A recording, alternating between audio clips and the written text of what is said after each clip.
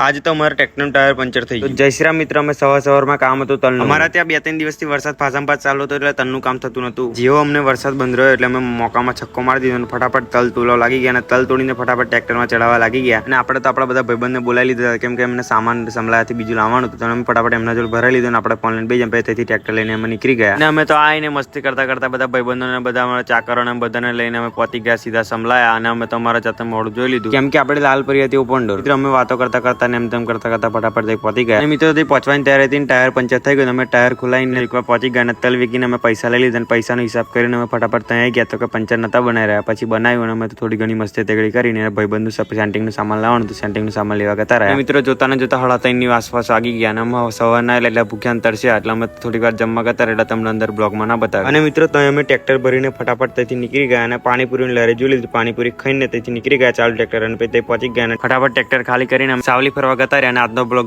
ગમે સબસ્ક્રાઇબ કરજો. Bye bye.